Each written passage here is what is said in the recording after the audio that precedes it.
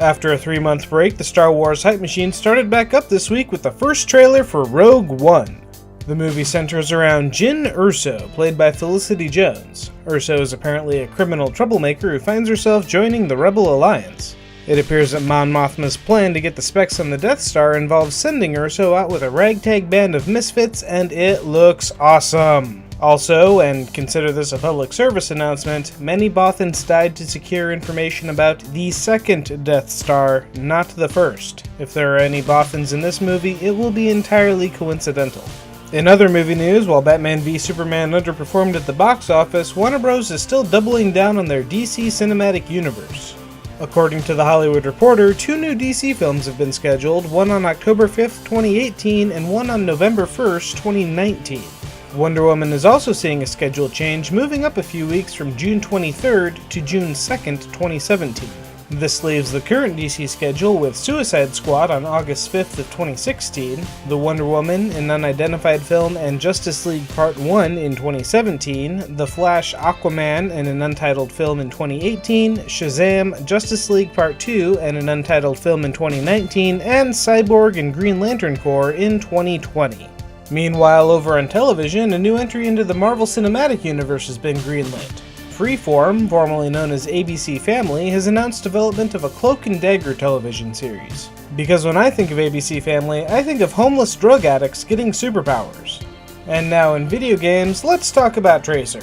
Yes, she appears in the second Overwatch short movie Alive, but more importantly, Tracer has a butt. And it's become a very controversial butt over the last few weeks. It all began when an Overwatch beta player, Phipps, complained on Blizzard's forums about Tracer's over-the-shoulder victory pose. Complaining that Tracer isn't a character that is in part defined by flaunting her sexuality, Phipps expressed concerns that the pose would tarnish Tracer in the eyes of his young daughter, saying, "It's not fun, it's not silly, it has nothing to do with being a fast elite killer, it just reduces Tracer to another bland female sex symbol." Normally a complaint like this wouldn't cause uproar, but then Overwatch game director Jeff Kaplan stepped in. Not only did Kaplan seemingly validate the complaint, but he announced that they would be removing the pose and replacing it with something more appropriate. Kaplan's statement resulted in chaos on both the Overwatch forums and gaming community at large, as battle lines were drawn on yet another front for the gaming culture wars. The controversy raged until this week when the latest Overwatch patch revealed the new pose. So what new pose did Blizzard come up with after receiving complaints that this pose was too sexualized? Yes, the new over-the-shoulder pose is not only explicitly sexualized, it is literally based on the kind of pinup art you'd see painted on the side of a World War II bomber. The apparent 180 has left the internet wondering if Blizzard is ludicrously tone-deaf or if they were trolling everybody the entire time. Okay, on to releases. This week in movies, we have The Jungle Book. The latest in Disney's live-action remakes, this movie has a ridiculously star-packed cast and looks beautiful, so at the very least you can enjoy the film's eye candy and voice talent. But if you're looking for something a little grittier, there's Green Room. Have you ever wanted to see what it looks like when Patrick Stewart plays a murderous skinhead? Well, here's your chance. And then there's Criminal.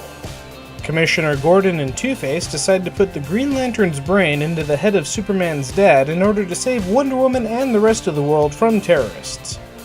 Meanwhile, over on television, Orphan Black Season 4 starts up on April 14th for a new season of clone hijinks. In video games, hitting the 3DS this week is Bravely Second Endlayer. Sequel to Bravely Default, Bravely Second continues the story with more classic JRPG gameplay and some of the silliest localization decisions since Fire Emblem Fates. Over on the PC this week, we have Dark Souls 3. Prepare yourself and embrace the darkness with the latest rage-inducing chapter in the critically acclaimed series. But if you're looking for a slightly more colorful way to die horribly, there's Stories, The Path of Destinies, an enchanted storybook filled with madcap fantasy tales, each told by a zippy narrator attuned to the player's choices and actions. This action RPG features a choice-based narrative mechanic to explore different storylines as you play through the game's various scenarios. And if no-win situations are your thing, there's also Democracy 3 Africa. Do what literally nobody in history has managed by taking control of African countries, fixing their problems, improving their quality of life for their electorate, all while managing to stay in power. Or, if you want a more direct way to dig a hole for yourself, Secrets of Deep Earth Shrine. Dig your own path in this quirky strategy platformer. Use traps to defeat monsters, blow apart your environment, and collect treasure.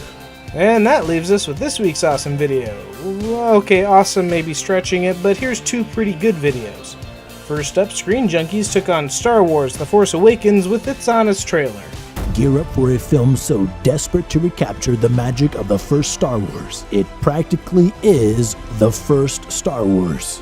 Featuring a desert orphan finding a cute droid with top secret information, who escapes the Empire thanks to the Millennium Falcon, visits a shady cantina, learns about the Force from a tiny alien, watches a man in black kill her mentor, then helps destroy a Death Star by deactivating a shield generator so that X-Wings can make a trench run. Meanwhile, Crack.com took on Batman v Superman: Dawn of Justice, ripping on some of that movie's more obvious plot holes.